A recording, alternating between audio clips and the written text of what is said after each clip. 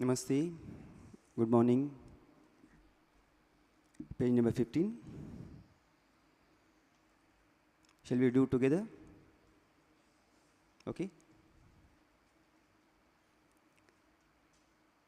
Stapakaya cha dharmasya sarvadharmasvarupine avatara varisthaya Ramakrishnaya te namaha Jananim Sharadam Devim Ramakrishnam Jagadgurum Padapadme Tayo Shritva Pranamami Muhurmuhu Namashri Yatirajaya Vivekananda Suraye Satche Sukhasvarupaya Swamine Tapaharine.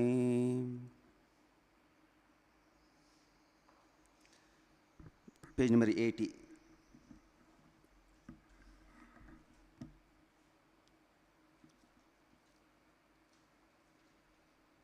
Second paragraph. I will read out, please listen. Reserve unto yourself the power or detaching yourself from everything. However beloved, however much the soul might yearn for it, however great the pangs of misery you feel if you are going to leave it, still reserve the power of leaving it whenever you want. To hold on to something is also with a lot of effort.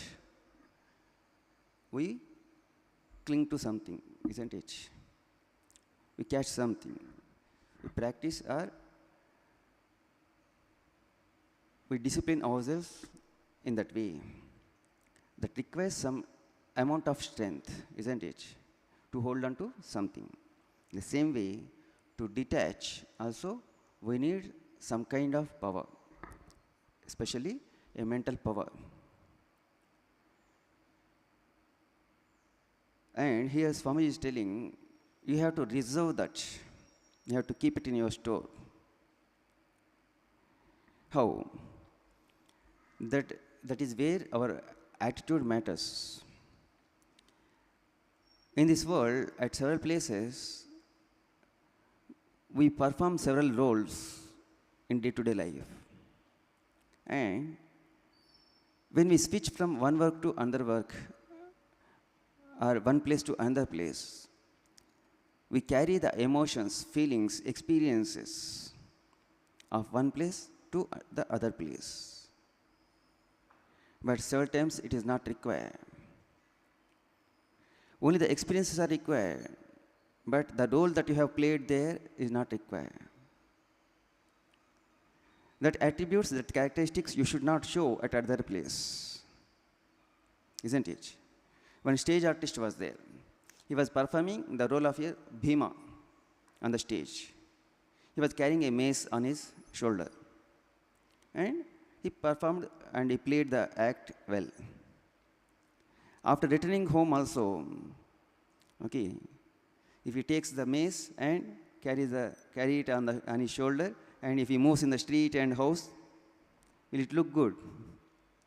Immediately, his wife takes broomstick and gives him the best. And here, why it is required and how it serves the ultimate purpose of our life, this practice of detachment.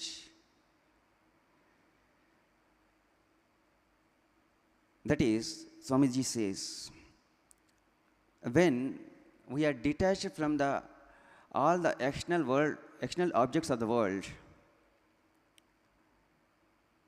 then only we can perceive the secrets behind this universe. A glimpse you will get.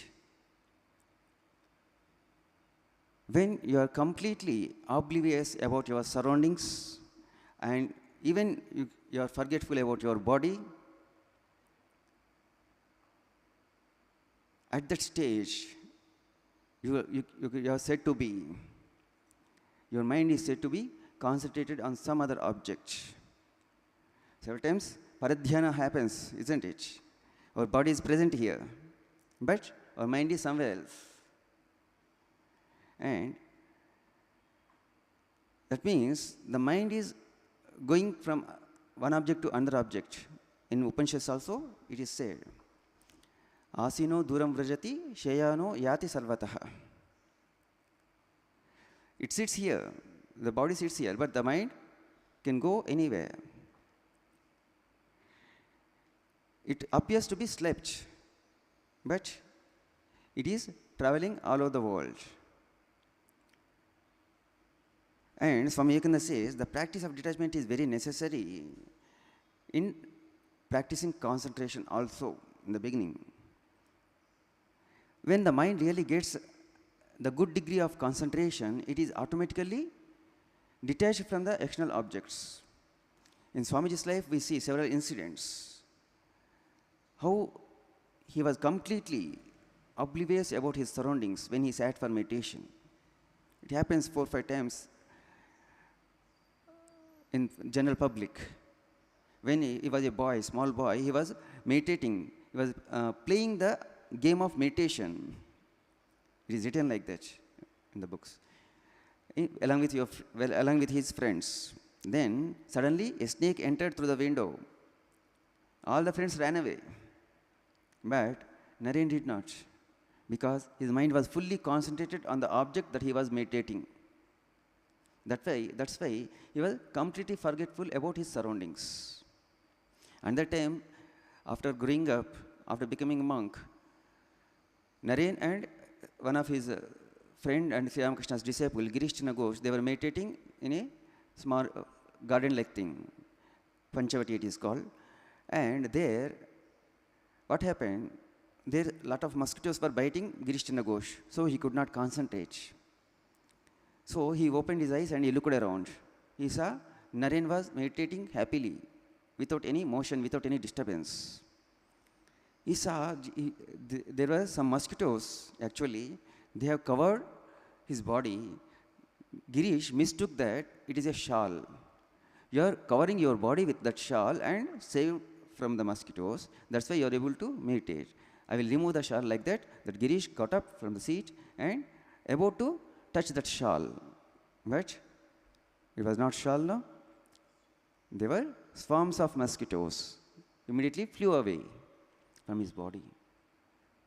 Not only surroundings, he was forgetful about his own body.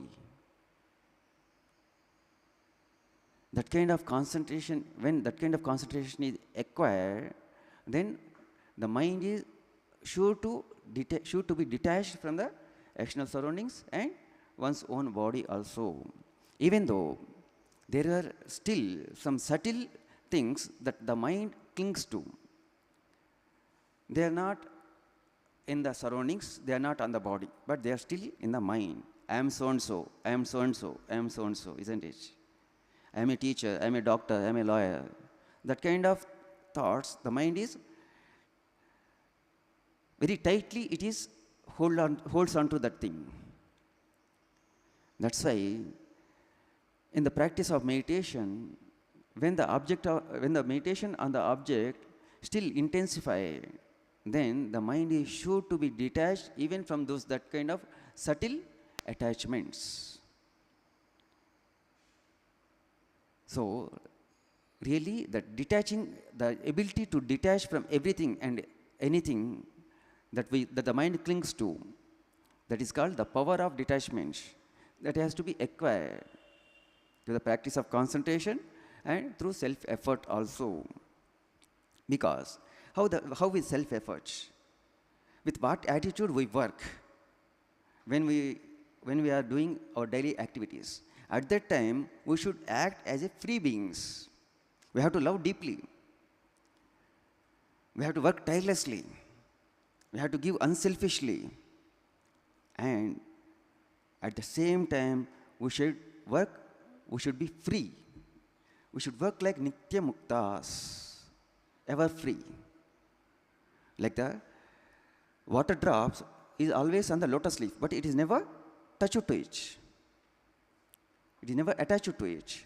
Like that, we should live. That is the practice of the detachment that happens gradually by the practice of concentration and with our attitude of our work. Okay? Have a fabulous good morning. Have a fabulous day. Please proceed to class.